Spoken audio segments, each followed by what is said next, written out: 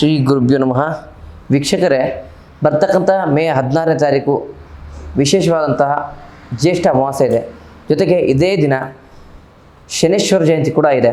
ಈ ಎರಡೂ ವಿಶೇಷ ದಿನಗಳು ಕಳೆದ ನಂತರ ಮೇಷರಾಶಿಯವರ ಜೀವನದಲ್ಲಿ ಆಗ್ತಕ್ಕಂಥ ಮುಖ್ಯ ಬದಲಾವಣೆಗಳೇನು, ಇವ್ರ ಜೀವನದಲ್ಲಿ ಆಗ್ತಕ್ಕಂಥ ಆಗುಹೋಗುಗಳ ಬಗ್ಗೆ ಈ ಒಂದು ವಿಡಿಯೋದಲ್ಲಿ ಸಂಪೂರ್ಣ ಮಾಹಿತಿಯನ್ನು ನಾನು ತಮಗೆ ತಿಳಿಸ್ಕೊಡ್ತೇನೆ.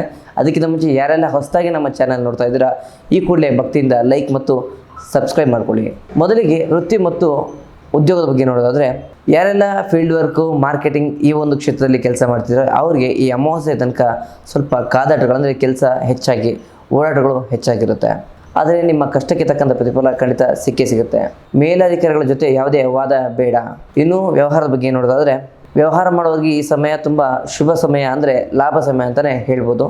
ಆದರೆ ಪಾರ್ಟ್ನರ್ಶಿಪ್ಪಲ್ಲಿ ಯಾವುದಾದ್ರು ವ್ಯವಹಾರ ಮಾಡ್ತಾ ಇದ್ದರೆ ಸ್ವಲ್ಪ ಎಚ್ಚರಿಕೆಯಿಂದ ಇರೋದು ತುಂಬ ಮುಖ್ಯ ಆಗುತ್ತೆ. ಶನಿ ಜಯಂತಿ ಇರೋದ್ರಿಂದ ಕಬ್ಬಿಣ ಮತ್ತು ಎಣ್ಣೆ ಪದಾರ್ಥಗಳ ವ್ಯಾಪಾರ ಮಾಡೋರಿಗೆ ಹೆಚ್ಚಿನ ಲಾಭ ಅಂತಲೇ ಹೇಳ್ಬೋದು.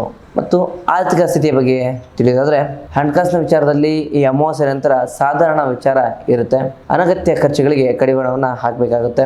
ಬಾಕಿ ಹಣ ನಿಮ್ಮ ಕೈ ಸೇರೋದು ಸ್ವಲ್ಪ ತಡ ಆಗುತ್ತೆ. ಹೂಡಿಕೆ ಮಾಡುವ ಮುನ್ನ ಮನೆಯವರ ಸಲಹೆ ಮತ್ತು ಆ ಒಂದು ಕ್ಷೇತ್ರದಲ್ಲಿ ಇರ್ತಕ್ಕಂಥ ಅನುಭವಸ್ಥರ ಸಲಹೆಯನ್ನು ಪಡೆಯೋದು ಮುಖ್ಯ ಆಗುತ್ತೆ. ಇನ್ನು ಪ್ರೀತಿ ಮತ್ತು ಕುಟುಂಬ ವಿಚಾರ ನೋಡೋದಾದರೆ, ಮನೆಯಲ್ಲಿ ನೆಮ್ಮದಿಯ ವಾತಾವರಣ ಇರುತ್ತೆ.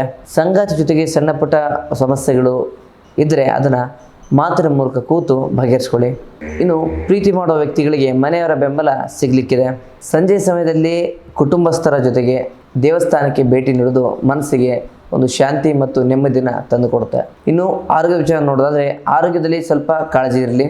ಕಾಲು ನೋವು ಅಥವಾ ಬೆನ್ನು ನೋವಿನ ಸಮಸ್ಯೆ ಕಾಣಿಸಬಹುದು.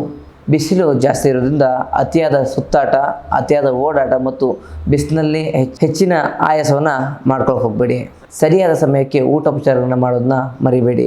ಈ ಅಮಾವಾಸ್ಯೆ ದಿನ ಶನಿದೇವರ ಕೃಪೆಗೆ ಪಾತ್ರ ಆಗಲು ನಾ ಹೇಳೋ ಸಣ್ಣ ತಂತ್ರ ಪರಿಹಾರವನ್ನು ಮಾಡಿ. ನಿಮ್ಮ ಹತ್ತಿರದ ಶನೇಶ್ವರ ದೇವಸ್ಥಾನಕ್ಕೆ ಭೇಟಿ ಕೊಟ್ಟು ಶನೇಶ್ವರ ದೇವರಿಗೆ ಎಳ್ಳೆಣ್ಣೆ ದೀಪವನ್ನು ಹಚ್ಚಬೇಕಾಗತ್ತೆ. ಓಂ ಶಂ ಶನೇಶ್ವರಾಯ ನಮಃ ಎಂಬ ಮೂಲ ಮಂತ್ರವನ್ನು 108 ಬಾರಿ ಆ ದೇವಸ್ಥಾನದಲ್ಲಿ ಕೂತು ನೀವು ಪಠನೆ ಮಾಡೋದ್ರಿಂದ ಶುಭ ಫಲಗಳು ನಿಮ್ಮದಾಗುತ್ತೆ. ಅದೇ ರೀತಿ ಒಂದು ಕಪ್ಪು ಬಟ್ಟೆಯಲ್ಲಿ ಕಪ್ಪು ಎಳ್ಳನ್ನು ಕಟ್ಟಿ ಅದನ್ನು ನಿಮ್ಮ ತಲೆಯಿಂದ 3 ಬಾರಿ ನಿವಾರಿಸಿ ಹರಿಯುವ ನೀರಿಗೆ ಬಿಡಬೇಕಾಗುತ್ತೆ. ಅಥವಾ ಸುತ್ತಮುತ್ತ ನೀರಿಲ್ಲ ಅನ್ನೋದಾದರೆ ಬಡವರಿಗೆ ಅದನ್ನು ದಾನವಾಗಿ ನೀಡಬೇಕಾಗತ್ತೆ. ಇದು ನಿಮ್ಮ ಮೇಲಿರುವಂಥ ನೆಗೆಟಿವ್ ಎನರ್ಜಿ ಆಗ್ಬೋದು, ನಕಾರಾತ್ಮಕ ಶಕ್ತಿಯನ್ನು ಕಡಿಮೆ ಮಾಡುತ್ತೆ. ಈ ಒಂದು ರಾಶಿಯವರ ಅದೃಷ್ಟ ಸಂಖ್ಯೆ 9 ಮತ್ತು 1 ಆಗಿರುತ್ತೆ. ಅದೃಷ್ಟ ಬಣ್ಣ ಕೆಂಪು ಮತ್ತು ಗಾಢ ನೀಲಿ ಆಗಿರುತ್ತೆ. ನೋಡಿದ್ರಲ್ಲ ಸ್ನೇಹಿತರೆ, ಶನಿ ಜಯಂತಿಯ ಈ ಒಂದು ಪವಿತ್ರ ದಿನದಂದು ಶನಿದೇವರನ್ನು ಭಕ್ತಿಯಿಂದ ನೀವು ಪೂಜಿಸಿದ್ದೆ ಆದರೆ, ಒಳ್ಳೆಯ ಕೆಲಸಗಳನ್ನ ಮಾಡೋದಾದರೆ ಖಂಡಿತ ಯಶಸ್ಸು ನಿಮ್ಮದಾಗುತ್ತೆ. ಇದಾಗಿತ್ತು ಮೇ 16ರ ಜ್ಯೇಷ್ಠ ಅಮಾವಾಸ್ಯೆಯ ನಂತರ ಮೇಷರಾಶಿಯವರ ಸಂಪೂರ್ಣ ಮಾಸ ಭವಿಷ್ಯ.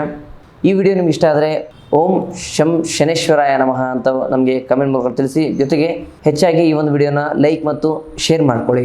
ಇನ್ನು ನಿಮ್ಮ ಜೊತೆ ಇರ್ತಕ್ಕಂಥ ಯಾವುದೇ ಸಮಸ್ಯೆಗಳ ಪರಿಹಾರಕ್ಕೋಸ್ಕರ ನಮ್ಮ ನೇರ ಭೇಟಿಗಾಗಿ ಕೆಳಗೆ ಕಾಣ್ತಕ್ಕಂಥ ನಂಬರ್ಗೆ ಕರೆ ಮಾಡಿ ಅಪಾಯಿಂಟ್ಮೆಂಟ್ ತೆಗೆದುಕೊಂಡು ನಮ್ಮನ್ನು ನೇರ ಭೇಟಿಯಾಗಿ ನಿಮ್ಮ ಸಮಸ್ಯೆನ ಪರಿಹರಿಸಿಕೊಳ್ಳಿ. ಮುಂದಿನ ವಿಡಿಯೋದಲ್ಲಿ ಸಿಗೋಣ. ಧನ್ಯವಾದಗಳು.